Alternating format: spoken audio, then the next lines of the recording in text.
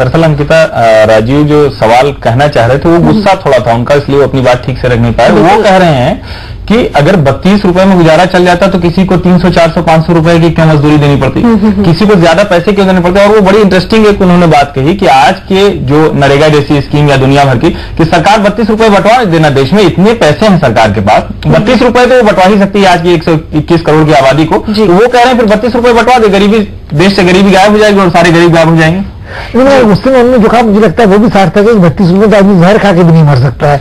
मिट्टी तेल को भाग देखते हुए सपरिवार मिट्टी तेल छिड़क कर जल भी नहीं सकता है। बिल्कुल, मरने के लिए भी पानी की बोतल बंद इतना महंगा है कि चुल्लू भरी में उसे डूबना पड़ेगा। जी बिल्कुल, अगले कॉलर भी हमारे साथ जुड़ गए हैं। आरिफ कोठारी हमें कॉल कर रहे हैं पानीपत से। जी आप बोलिए, क्या कहना चाहते हैं आप? मैं ये मैडम ये कहना चाहता हूँ, ये जो भी योजना वाले हैं, चाहे प्राइम मिनिस्टर है, चाहे वो डिप्टी प्राइम मिनिस्टर है, कोई भी है, उनके नौकर को जो बीपीएल का कार्ड दिया हुआ है, उनकी कितनी तनख्वाह देते हैं ये?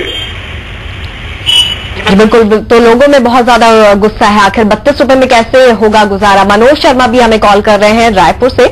जी मनोज, क्या कहना चाहते हैं आप? मैडम नमस्ते। जी नमस्ते, बोलिए मनोज। हाँ मैडम, सरकार से पूछना चाहता हूँ। हेलो जी मनोज, टीवी सेट का वॉल्यूम बंद कर दीजिए, उसके बाद कहिए।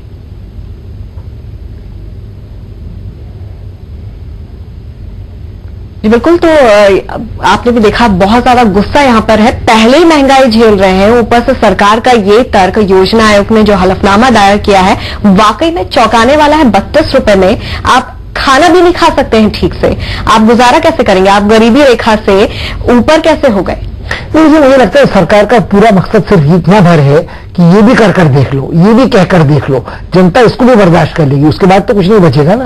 और ये सारे कांड अभी कर डालो उत्तर प्रदेश के चुनाव के पहले, तो गुस्सा बिफर जाए, उबल कर निकल जाए, और तब शायद उसका लाभ ये उठा सके।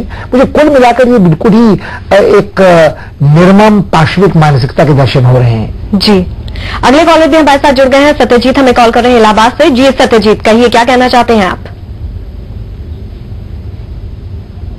मोहन सिंह साहब है, इनको 10 दिन का राशन देके, यानी कि 320 रुपए देके छोड़ देना चाहिए और देखना चाहिए फिर ये कितने दिन जी पाते हैं। जी बिल्कुल बिल्कुल, तुम साफ तौर पर गुस्सा बहुत ज्यादा है, और सीधा सवाल यहाँ सरकार से कि 32 रुपए में कैसे गुजारा होगा, आप खुद नहीं कर सकते तो आम इंसान गरीब क्या करेगा? सोचने की बात और है, ये आंकड़ा अपनी जगह पर अगर बहस के लिए मान भी लें तो वो 32 रुपए कमाने की क्षमता कितने लोगों की रह गई है? कितने लोगों को ये भरोसा है कि 32 रुपए आज मुझे मिल ही जाएंगे ईमानदारी से मेहनत मजदूरी के बाद? जी, आप नरेगा को लागू करने की जब जरूरत पड़ी तो उसमें भ्रष्टाचार के मामले सामने आने लगे हैं, उसकी सतर्कता से निगरानी की बात होती है। जो अभी हमारी मित्र IIT से कह रही थी सुश्री खेड़ा कि यदि कोई आदमी निरीह दिहाड़ी मजदूर पड़ गया है तो उसके घर में वो 32 रुपए कमाने वाले भी कौन बचे हैं? जी बिल्कुल, राजीव हमारे साथ जुड़ गए हैं छत्तीसगढ़ से, हमें कॉल कर रहे हैं। जी राजीव, आपकी क्या राय है? जी नहीं, 32 रुपए में हमारा कुछ गुजारा नहीं हो सकता। आजकल तो हर आदमी किसी न किसी तरह बीमार है, आदमी अपना खाना खाए, अपना इलाज करा 32 रुपए में। बिल्कुल बिल्कुल राजीव, बिल्कुल ठीक कह रहे हैं आप। 32 रुपए में आप पेट भर के ठीक से खाना भी नहीं खा सकते। अगर ऊपर से आप बीमार पड़ जाते हैं पुष्पेश जी, तो वाकई में अब हम कपड़े व्यक्ति की बात नहीं कर रहे हैं कि सरकार की शायद उम्मीद है कि 32 रुपए पेट जैसे जैसे भर ले और फिर आदमी नंगा घूमे सड़कों पर। तो या तो सरकार की मानसिकता ये है कि फिर हम उस आदि प्राचीन प्राकृतिक काल की ओर लौट जाए जहां ना आदमी को कपड़े की जरूरत थी और आकाशवृत्ति से जो शिकार होता था, जो लूटपाट कर घसीटता था जंगल से, ग्रहण कर ले और वो वैसे जिंदगी बसर करे। लेकिन 1991 से तब हम कहाँ चल के आए? 1991 से 2011, अभी पिछले कुछ समय मीडिया में बड़ी चर्चा हुई कि ये जो 2 दशक रहे, तब वित्त मंत्री थे अपने मनमोहन सिंह जी, और तब ये बड़ा देश में लोगों की जेब में पैसे आ गए हैं, बड़े अमीर लोग हो गए हैं, और आज एक तरफ तो सरकार कहती है कि अमीर हो गए हैं, चाइना से उधर मुकाबला करना, दूसरी तरफ ये है कि गरीब भी देश में नहीं दिखे। तो ये दोनों अंतर विरोध कैसे ये लोग, मतलब थोड़ा सा भी इनके अंदर, जहां तक प्रधानमंत्री का प्रश्न, मुझे लगता है व्यवस्था ये कि वो हर मौके पर चुप रहते हैं, और इस मौके पर तो संयुक्त राष्ट्र के अधिवेशन में भाग लेने देश से बाहर चले जाएंगे, हमारे वित्त मंत्री भी चले जाएंगे, तो अब किसके हवाले वतन साथियों? तो इस बहस का जवाब देने को मोंटे कहलूवालिया मुंह खोलेंगे नहीं, अरिजीत जो उनके मित्र सदस्य हैं वो कह चुकी हैं हाँ हलफनामे में कहीं कुछ गड़बड़ है, मगर उनको ईमानदारी का तकाजा ये नहीं लगता कि वो कम से कम झूठे हलफनामे के बाद इस्तीफा उस आयोग से दे दें। तो मुझे लगता है कि कुल मिलाकर ये एक ऐसी लापरवाह और जिम्मेदार बयानबाजी है जिसके बारे में हम लोग जब चर्चा करते हैं तो मतलब वो मीर का शेर है कि हैराऊं दिल को रोऊं पीटूं जिगर को मैं, आप क्या करें, बाल नोचें छाती कूटें कि ऐसी सरकार के अधीन रहने को हम अधीन शब्द का मैं जानबूझकर प्रयोग कर रहा हूं, हम विवश हैं। हर्षवर्धन जी, एक और कॉलर भी हमारे साथ जुड़ गए हैं, स्वतंत्र कुमार हमें कॉल कर रहे हैं जम्मू से।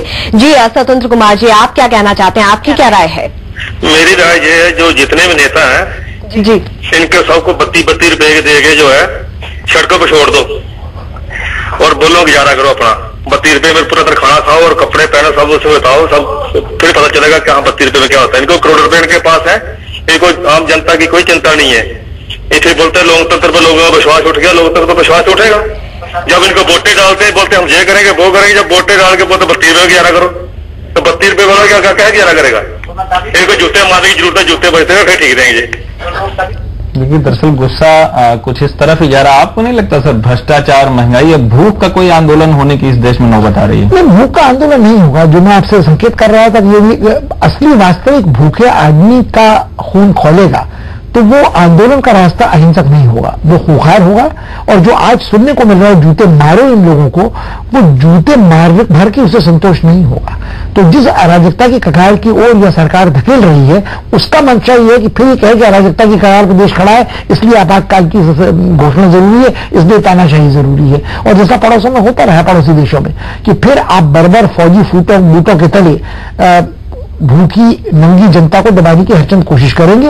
मगर ये हमारा सौभाग्य है और नेताओं का दुर्भाग्य कि इतने 1.25 करोड़ अरब आबादी वाले देश में काम करना सहज नहीं है। और खासकर इस सरकार को याद रखने की जरूरत है कि आज भी इस देश की आधी से ज्यादा आबादी और आधे से ज्यादा भूभाग पर इस संगठन का, इस साझा सरकार का अधिकार नहीं है। बिल्कुल, तो लोगों का गुस्सा भी यहाँ पर उमड़ कर सामने आ रहा है। लगातार हम लोगों की राय ले रहे हैं। अगर आप भी अपनी राय हमसे शेयर करना चाहते हैं तो आप हमें कॉल कर सकते हैं और हमसे अपनी राय बांट सकते हैं। लेकिन हमें यहाँ रुकना होगा एक छोटे से ब्रेक के लिए, जल्द हाजिर होंगे।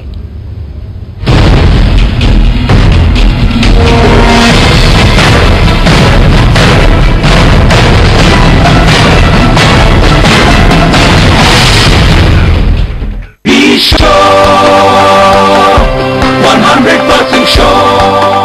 Sure is my passion and passion is forever.